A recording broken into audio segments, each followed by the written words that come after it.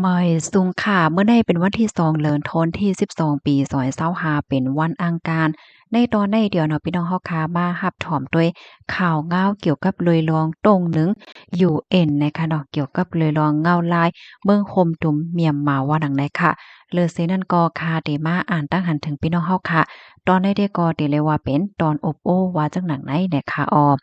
เมื่อวันที่30เดือนธันวาคมที่11ปี2025ได้มีข่าวง้าวออกมาค่ะเนาะว่าตั้งฝ่ายทอมแอนดรูเนี่ยค่ะอันเป็นโพสต์โต้งหนึ่งเกี่ยวกับเลยลองศูนย์และศูนย์เป็นก้นที่ในเมืองคมตุมเมียนมาค่ะก็เลยออกมาลาดเมื่อวันพัดตีป่นมาค่ะเนาะวันพัดก็เป็นวันที่27ค่ะเนาะอันในเขาในก็แซ่ซ้อมเกี่ยวกับเลยลองแต๊บตัดสินใจของหลวงปองจึงอเมริกาดีเดย์ยกเลิก8ลองปันไหวโจแก็บโจข้าวอันห้องว่า TPS ตอนตาก้นเมืองคมตุมเมียนมาอันมีอยู่ม็อก4เฮงก็ที่อันอยู่ว่าอยู่ที่เมืองอเมริกานั่นนะคะเมื่อพ้องหนังนั้นในตั้งฝ่ายลงปอนจึงอเมริกันในก็ลาดว่าอิงเนอเงาลายเมืองคมตุมเมียนมาในหลีมากูลองยาวเฮ็ดจังไหนแลหันถึงว่าก้นเมืองคมตุมเมียนมาเนี่ยก็จังปอกขึ้นเมืองไลหนังลอดเพยาวเสียก็จังไลยกเลิก8โครงการอันปันอยู่โจข้าวโดยถูกแม่นหมายมีเนี่ยค่ะเนาะ TPS อันว่าในซ้ำเป็นสังหลาในอันนี้ก็มันเป็นโครงการอันเฮ็ดปันไหวโจข้าวนั่นแหยวค่ะที่ป้องความหมายมันใครว่าเฮ็ดจังนั้นแหนมานั่งเมื่อห่มตุ่มในเนี่ยเมื่อพ้องปี2021เนี่ยก็มีลองยึดอาณาอำนาจค่ะเนาะเงาลายวันเมืองก่ออำหลีวันเมืองสุกซากเฮ็ดจังไหนเหี่ยวก็มีก้นปลายเพว่าสังว่าเฮ็ดจังไหนตั้งน้ำเฮ็ดให้แล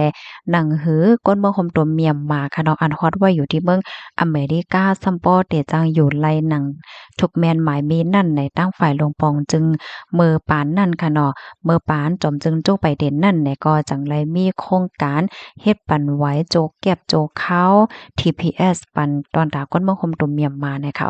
ก้อยกะว่าเผอว่าถึงมากกับปานพ่องย่ามเมื่อเหลียวในค่ะเนาะก็ตั้งฝ่ายหลวงปอจึงอเมริกันได้ก็หันถึงว่าเงาลายเมืองคมตุ่มแน่หลีมาเย้าก้นเมืองคมตุ่มเมียมมาเนี่ยก็จังปอกขึ้นเมืองหนังลอดพี่เย้าเนี่ยเสแล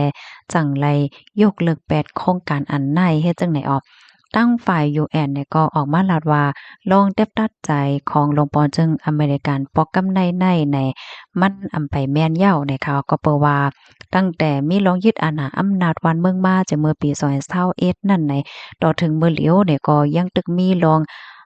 ฮาวเกียมยังตึกมีลวงเปิ้นฮ้อจังหือลองฮาวแฮงเกิดขึ้นอยู่มันตึก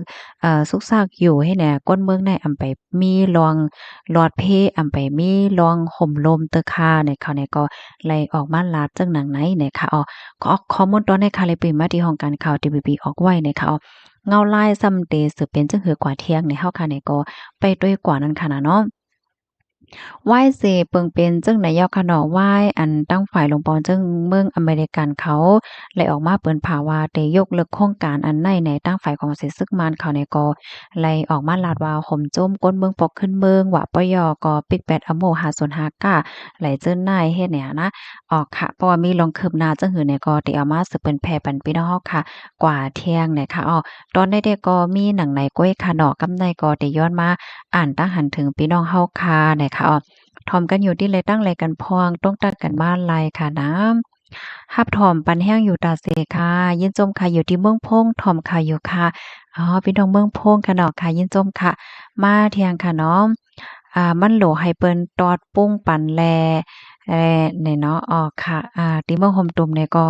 จำถึงมาปังเลือกตั้งเหย้าเนี่ยค่ะเนาะ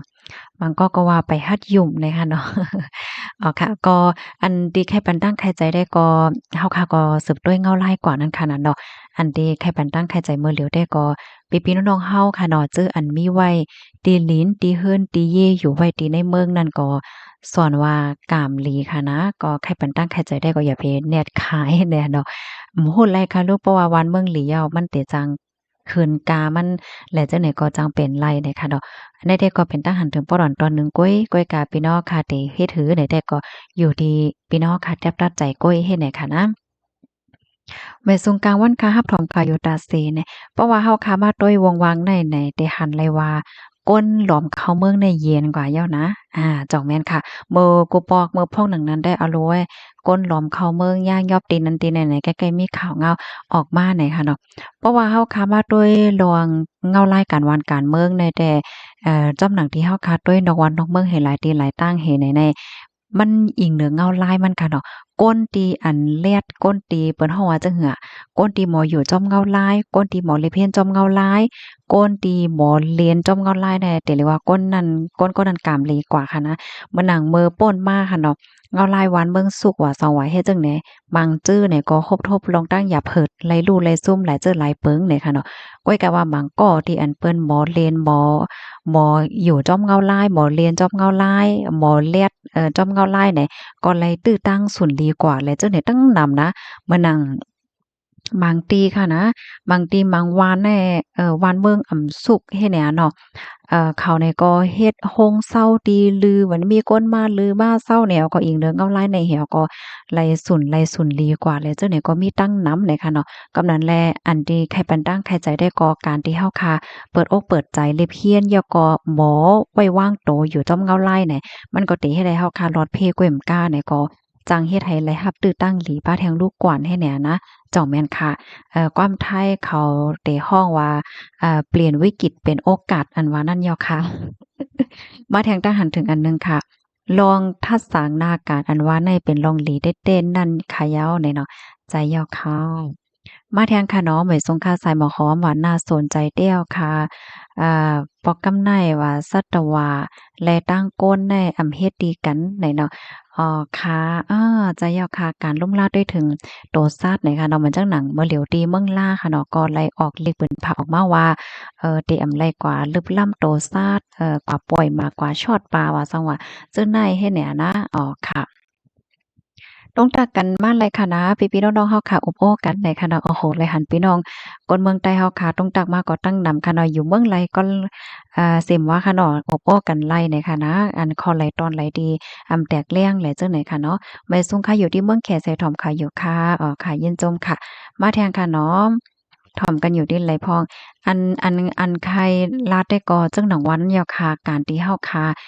เปิดใจเลเพยนอยู่จ้อมเงาลายแน่ ลำลองน่ะค่ะเนาะภายไลเลียดก็มันสาอันว่านั่นยอค่ะกะปานบ่เหลียวเลยนะเมืองใต้ก็กัดน่ะยาออกค่ะย่อก็อันที่เฮาคันเลยเพี้ยนหันไหลเทียงตีนอกวันนอกเมืองเขาในค่ะนะเปิ้นมีภูเก็ตทวาราย่อก็มีอุ้ยหลีทวาราค่ะนะเปิ้นเตอยู่จ้อมเงาลายมันเหี่ยวก็คับขึงเฮ็ดกว่าให้แหน่เนาะมานั่งบางปอกเปิ้นเถียงกันในก็เถียงยาวอะย่อก็เปิ้นก็ขึ้นเวลาต่อกันขึ้นเปิ้นก็ขึ้นหลีกันขึ้นเฮ็ดไหนคะนี่ เปิ้นอำจะเลยว่าเพราะว่าผิดกันก็ผิดกันต่อโจหลีกันก็หลีกันต่อโจให้ได้มันมีค่ะนะเขาไหนก็บ่เรียนจอมเงาลายมันเฮ็ดจังไหนนี่รับตอนอยู่ค่ะรับถอมอยู่ค่ะเอาค่ะยินจมค่ะถอมข่าวงาอยู่ตาเซนี่เนาะปางตึ้งเมืองคมตุ่มในเย้าเซปอกค่ะเนาะเป็นตีหนึ่งเย้าตีหนึ่งนั่นเย้าเฮ็ดหือเฮ็ดหากล่อมโหเนี่ยค่ะเนาะ มาแทงค่ะเบิ่งแขในมีอันปลอมนำนาคาไข่ปลอมก็มีอ้อใจค่ะมีเห็นไหนเนาะยินโจมตีละไหนมากค่ะกำนันแลอันนี้ก็หลีฟังแทงค่ะเนาะการซื้อกินโคของเลยค่ะนะเพราะว่ากว่าซื้อยาอันตู้อันปลอมมันไหนได้ก็เงินก็เซ็งเนาะยาก็หำเตอป้าอยู่หลีป้าเทียงแหละจังแหนนะค่ะมื้อเหลียวได้ซ้ำอันตู้อันปลอมก็เหลิงนำเนาะเหลือออนไลน์ว่าเฮ็ดจังใดนะหลีฟังน่ะค่ะเนาะหลายจะหลายเปิงเลยค่ะนะฟังอยู่ฟังเก็นกันแน่นอนน่ะเหอะได้รอดเพนั่นแหละค่ะยินโจมกุกก็ดีรับถ่อมปันแห้งค่ะย้อนให้พี่น้องเฮาอยู่หลีกินหวานในรอดเพกันค่ะเอาเมดทรงค่ะ